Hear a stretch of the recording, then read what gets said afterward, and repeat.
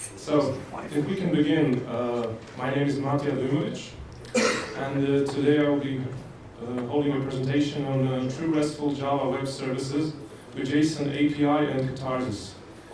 This presentation was made together with my co-author Alexander Radovan from King ICT. And before I go deeper into the presentation, I just wanted to say that we've all been there when we're developing our REST APIs, and we're not sure how we want our JSON to look like. So one of the reasons why this presentation may be good for you is you are looking for a way to format your JSON. Let's begin. So what is REST? I'm not going to spend a lot of time here. Most of you know what REST is.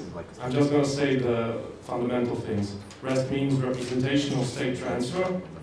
It's an architectural style defined by Roy Fielding in his doctoral dissertation. It's described by 6 constraints. It's resource-based.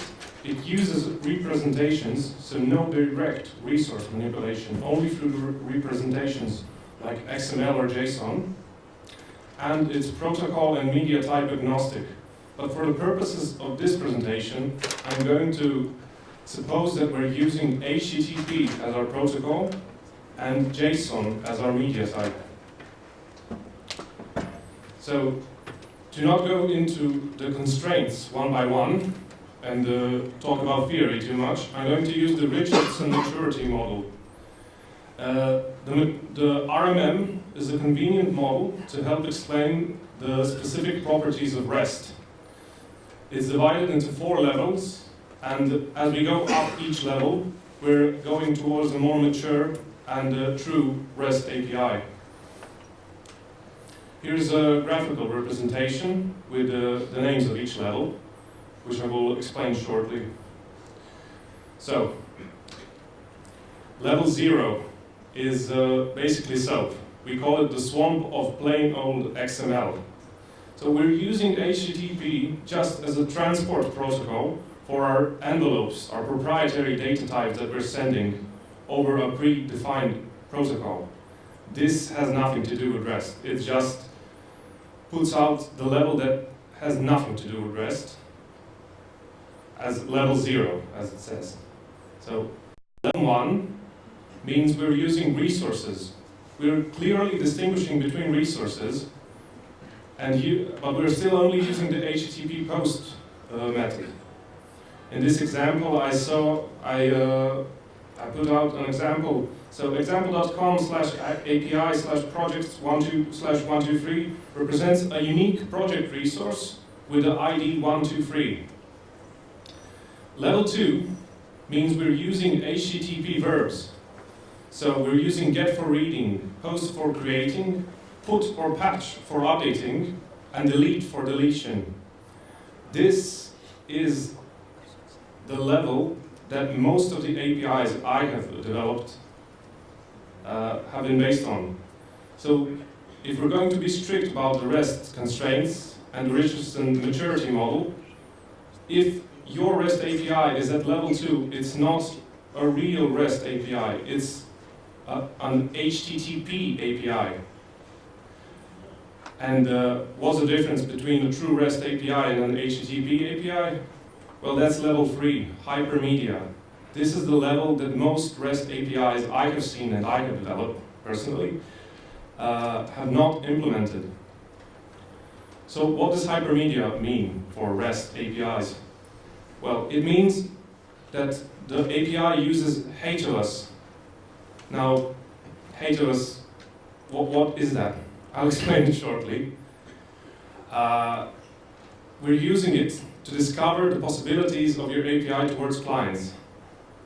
And to distinguish this type of REST API from the most commonly used level 2 REST API, which is an HTTP API, this level API is called a hypermedia API. So if you want to Google more about hypermedia APIs, you'll do it best with Googling hypermedia APIs instead of REST with HTOS. What does HTOS mean? Hypermedia as the engine of application state. That's a mouthful. So I'm not going to explain it with words. I'm going to explain it with examples. And I think this is a better way to understand it. I personally tried to understand it through words at start and couldn't understand anything. So, HEITOS is a constraint of the REST architectural style. And how do you use HEITOS? Well, we need to use a hypermedia type in our REST API. And then we are implicitly using HEITOS. I'm going to explain this now by explaining what are hypermedia types. So, Mike Amundsen, the author of Hypermedia APIs with HTML5 and Node, is a pretty big developer in the API space. He has around 6 or 7 books on REST, hypermedia, and microservices published through O'Reilly. And I found his quotes about hypermedia types really good in explaining them.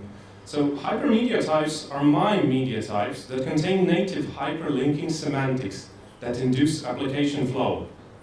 For example, HTML is a hypermedia type, while XML is not. Here's another quote by, it's a well-used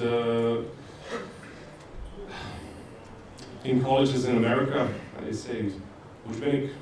No. So the World Wide Web is fundamentally a distributed hypermedia application. This shouldn't surprise us, because the REST architectural style is based on the architecture of the World Wide Web. And I'd just like to add that JSON isn't a hypermedia type also, because it doesn't have built-in support for hyperlinks. So let's look at the available hypermedia types. This is from a great little site that analyzes currently available hypermedia types and calculates their H factor. So I earlier mentioned Mike Amundsen. He has his own personal site where he has a sublink that leads to H factors. What is an H factor? It's some kind of grade for a hypermedia type, what functionalities of hypermedia linking it supports. So in this case, you see a lot of drafts here. Maybe you can't see it on the board there, but all the orange corners mean it's currently being drafted. So it's changing from every 3 months. The hypermedia type is getting different tags or different functionalities, and it's not really good for day-to-day use, obviously not good for production environments. The only hypermedia type here that has a green label is JSON API. In the corner up right, you can also see a Uber hypermedia type. It has nothing to do with the company, but Mike Amundsen is currently developing it. And it's the only hypermedia type that fully supports all functionalities and has a H factor grade of max. So I'm going to use JSON API because it's currently being used. What is JSON API? Now, JSON API is nothing else than an extension of JSON that implements hyperlinking semantics. It isn't some kind of different API. The name is kind of confusing, and I think they could have done a better job there. So, it was created by Jehuda Katz. If anybody here has ever used the Ember.js JavaScript framework, this name should be familiar to them. It started drafting in 2013 and finalized in 2015. Steve Klapnik, who's a pretty big developer in the Ruby landscape, also supported the creation of this API, JSON API, hypermedia type. It is the only media type that is currently a living standard. As I said, it's actively used in the Ember.js JavaScript framework. So this is a client JavaScript framework that has built-in, by default, support for JSON API. No extra coding required. and it's supported in Java with the Katharsis framework. So, to demonstrate finally how HTML looks like and how an implementation with JSON API looks like, I'm going to use an example domain and an API. So, for the purposes of the next few slides, the API endpoint is http://localhost port 8080/API/. So I will only be showing the relative part of the URI after this entrance REST API endpoint. In my example domain, I'm using a project class and a task class. A project can have many task objects, and the task can have only one project object. So, let's look at a comparison. Here, on the left side, we have a JSON, and on the right side, we have a JSON API. As you can see, they are both valid JSON objects. It's only in the defined hyperlinks on the JSON API type that we see differences. So, we have a project class with attributes ID and name. And then we have a collection or array, if you will call it like that, of tasks on the project. And each task has its ID and name. Now, what's the problem with the JSON on the left? Well, it may work for one of your projects or one API, but then you're working on another one, and maybe you don't want the tasks, maybe you don't want the attributes. Maybe you want to know which project this is. Well, how did you get to this project? And on the right, you can see we have a main data object and an included object. Now, I'll get to the included object later, but let's look at the data property. So inside it, we have defined the project's type.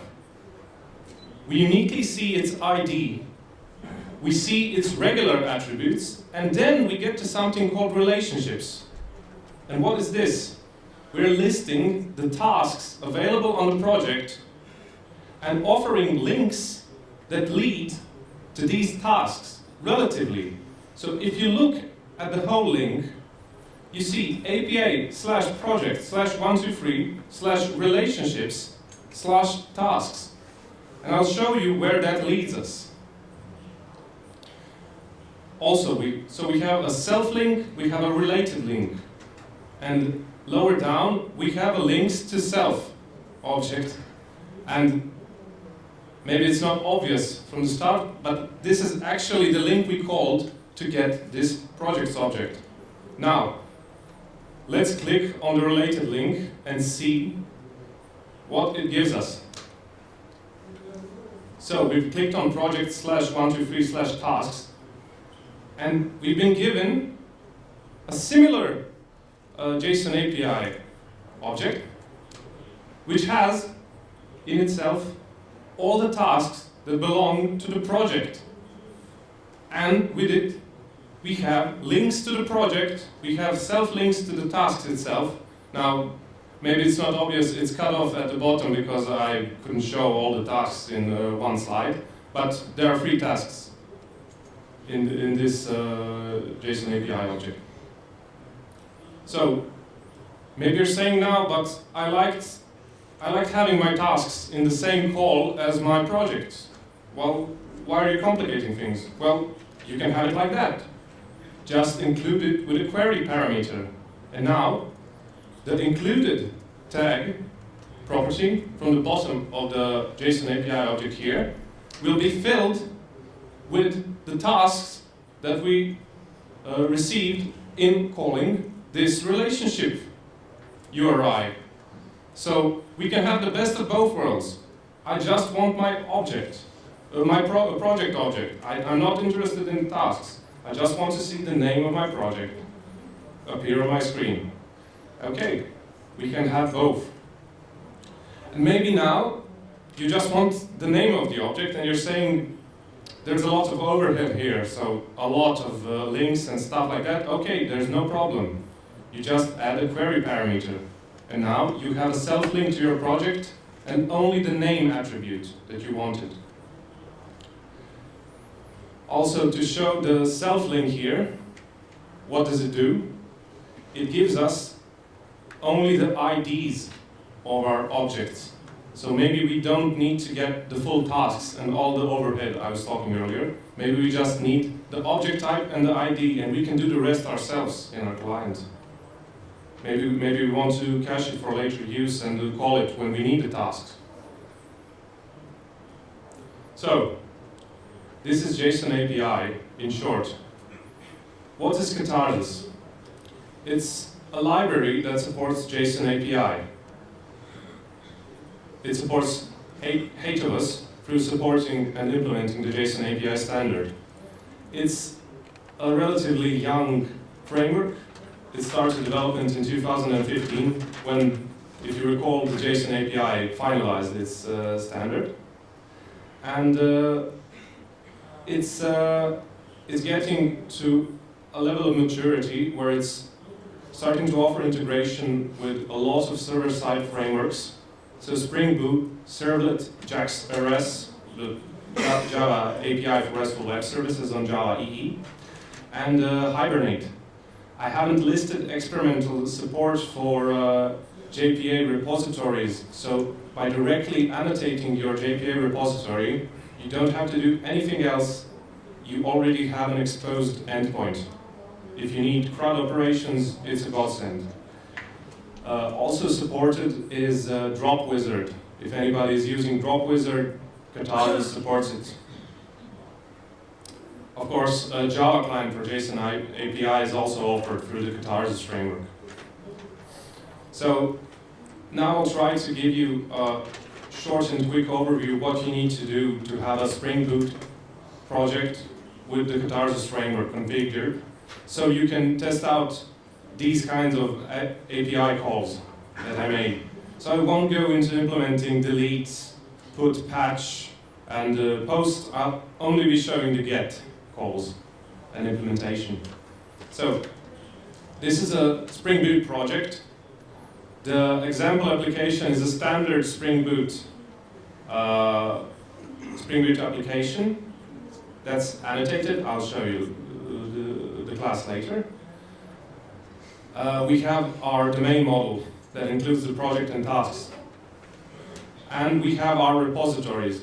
So we have a project repository and a task repository. These offer us endpoints to our resources. But what are these project to task repository and task to project repository classes? Well, these are the classes that implement the relationship URIs. So when you want to get to your tasks from your project, you have to implement a project to task repository. Now, it sounds like a lot of boilerplate code, but it's not. So, I forgot. The application properties is a standard properties file in a Spring Boot application. And for this implementation of Katharsis in Spring Boot, we just need to provide some properties. So, a resource package. The resource package property will give a fully qualified domain name to our package that includes classes and repositories that we want to expose with the Katharsis. The Katharsis domain name will give us the root URI of our server, and the Katharsis path prefix will give us the root of our REST endpoint. This is the Spring Boot application, example application class. The only thing that we did here that Spring Boot, when you create a new project with Spring Boot, doesn't do is import the Katharsis config version 3 class. So this starts the Katharsis configuration process. So it looks at these properties, loads them, and offers us URIs and exposes endpoints. So this is our model class. We need to annotate our class with JSON API resource. We define the type of the resource as a parameter, and we need to put an annotation on an ID. So in my case, I use the long, but you can use a string, you can use an integer, it doesn't matter.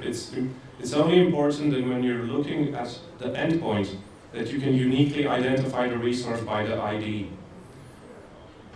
So JSON property actually isn't from Katharsis, it's from Jackson, or who's been using Jackson.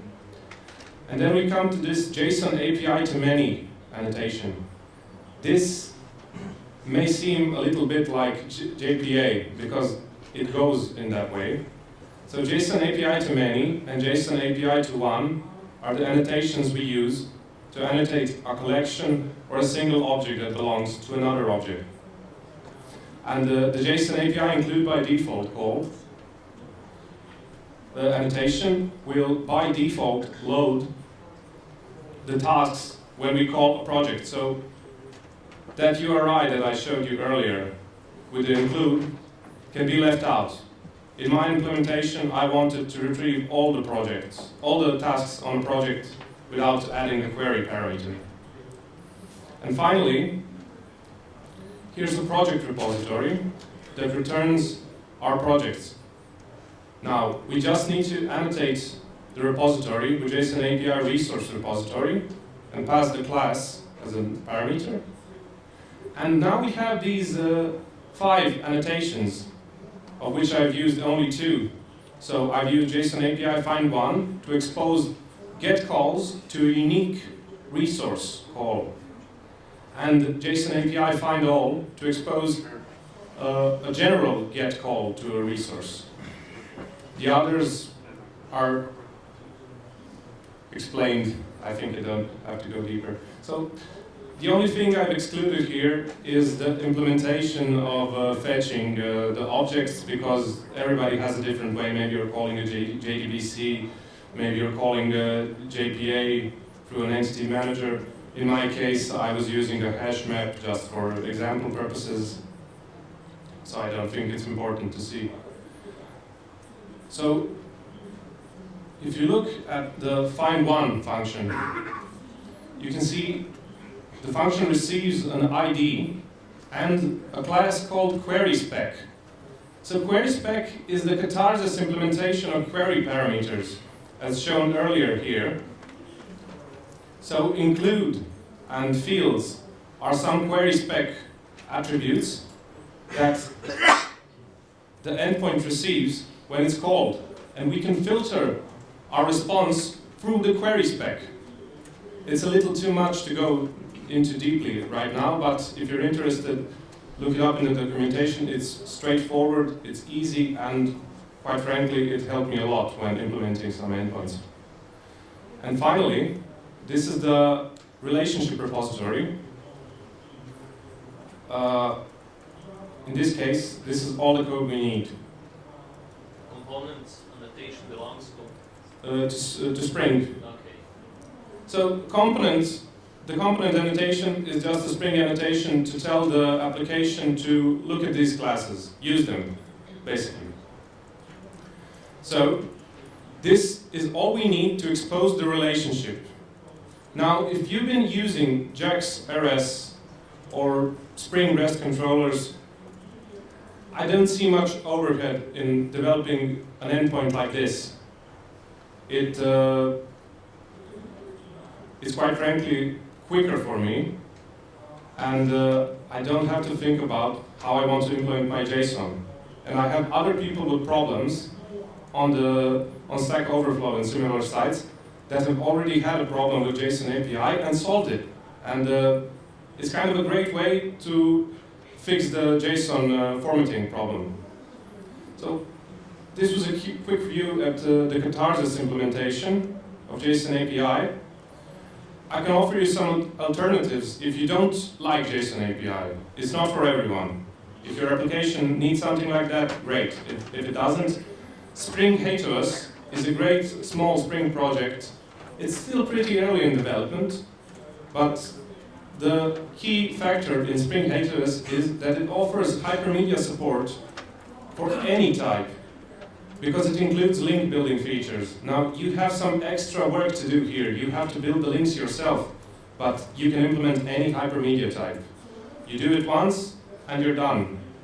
You can use it on any project after that. Elide is another implementation in Java for the JSON API that quickly exposes endpoints for JPA entities. Similar to how Katharsis can do it, but I think Elide is more mature in that aspect. It's a project supported by Yahoo, so they're using it internally, if that means something to you. Some interesting links here, if you're interested in more information. So Amundsen.com is the personal website of Mike Amundsen. He, on this link, specifically, he touches on hypermedia and H factors, but generally he's a good source of information for hypermedia and hypermedia APIs. The Katharsis project homepage and JSON API homepages, of course, offer more information about the implementation. And one thing, I have shown you the Java implementations for JSON API, but if you go to jasonapi.org and go to the implementations tag, you will see that language support is all across the board. So you have Python support, you have PHP support, you have JavaScript support most of all because it was developed for a JavaScript framework to start. This GitHub link goes to the visualization of H factors I showed you earlier. And it's a great place to check out what new hypermedia types are out there and maybe find out if one of them suits you better than the currently available ones. Of course, I recommend Mike Amundsen's book, Building Hypermedia APIs with HTML5 and Node, where a lot of the stuff I told you about today, I found out for the first time myself. Any questions? When defining the object model, do you have to write all these relationship annotations, or the framework can figure it out by itself? Because most of these relations are, some of them are self-implied, so in certain cases these relationships could be figured out by the framework. Okay. I understand the question. The thing is, you have to write all these annotations, or they are self-implied in certain cases? You're talking about the JSON API to many and JSON API to one. Annotations when defining the... On the model class. Yes. So currently you have to, but internally the team that's developing Katharsis is saying the same thing you are, and some relationships can be discovered implicitly. But for example, in some edge cases, maybe you don't want to expose a collection of another class type as a JSON API object. Maybe you just want to expose it as an array. There are these situations. For example, if you have a list of string types, maybe you just want an array of strings to be shown. Any other questions?